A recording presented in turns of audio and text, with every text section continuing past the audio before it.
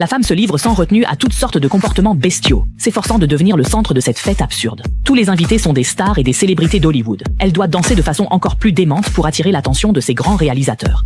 Dans une autre pièce, une actrice s'amuse tellement qu'elle en meurt sur le sol. Le producteur se débarrasse de son corps sans ménagement, puis commence à chercher, lors de la fête, quelqu'un pour la remplacer. Il est immédiatement attiré par Nelly et lui demande expressément de se présenter le lendemain sur le plateau pour une audition. Ravie, Nelly saisit ce ticket d'entrée pour Hollywood, pénétrant officiellement dans un abattoir où l'on peut être réduit en poussière à tout moment. Le lendemain, Nelly se rend sur le plateau pour auditionner. Dès que la réalisatrice voit sa poitrine exposée, elle comprend qu'elle n'a aucune chance de devenir une star. Mais Nelly parvient tout de même à décrocher une chance. Elle joue une femme de mauvaise vie, avance et commande un verre de tequila au barman. Après l'avoir bu cul sec, elle en demande un autre, qu'elle verse dans la bouche de l'acteur. Avant qu'il ne réagisse, elle l'embrasse. Ensuite, elle enchaîne une danse de jazz qui éblouit l'assemblée. Ses pas font chavirer le cœur de tous les hommes, au point que même le régisseur, abasourdi, oublie d'éteindre l'incendie sur le plateau. Mais la réalisatrice n'a pas le temps de s'occuper du feu. Elle n'a jamais vu une actrice entrer dans un rôle aussi vite. Elle donne aussitôt à Nelly une scène de pleurs. À sa surprise, Nelly n'a même pas besoin de gouttes pour les yeux. On lui demande de s'effondrer en larmes. Elle pleure. On lui demande de retenir ses émotions. Elle obéit. À la moindre demande, elle livre une scène de pleurs remarquable. La réalisatrice est déjà fascinée par ce talent brûlant,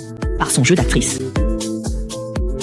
Le réalisateur a été touché par la réponse de Nelly, pensant qu'elle était nostalgique de sa famille. En réalité, Nelly est née dans un bidonville, avec un père alcoolique qui s'évanouit chaque jour sur le canapé et ne considère sa fille que comme un outil de bas étage à maltraiter à sa guise. Sa mère souffre d'une grave schizophrénie, et chaque fois qu'elle voit Nelly, elle souhaite la tuer. Nelly ne pense qu'à grimper coûte que coûte, à laisser derrière elle toute la douleur que sa famille d'origine lui a infligée, en l'enfermant dans ce bidonville sombre et lugubre.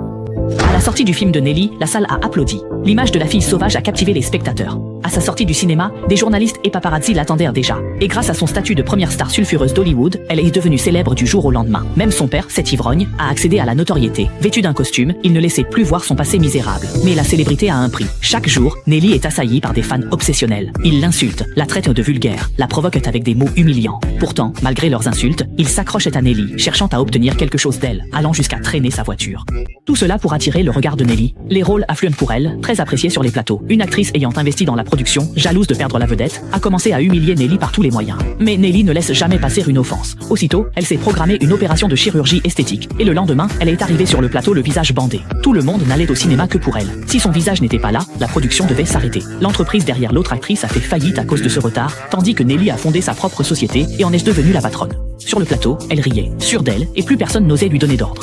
À Hollywood, Nelly régnait en maître, marchant sur tout le monde avec ses chaussures de tyran. Personne ne la supportait, mais elle était au sommet de la popularité. Alors qu'elle savourait son succès, en 1927, le cinéma parlant fit son apparition. Sur les plateaux, il n'était plus permis d'allumer la climatisation, car le bruit gênait l'enregistrement du son. Nelly, en sueur, continuait à tourner, mais il y avait toujours un problème. Soit elle n'était pas au bon endroit, soit sa voix était trop faible, soit, alors que tout était prêt, une porte en fer s'ouvrait brusquement. Après prise sur prise, tout le monde était au bord de l'effondrement.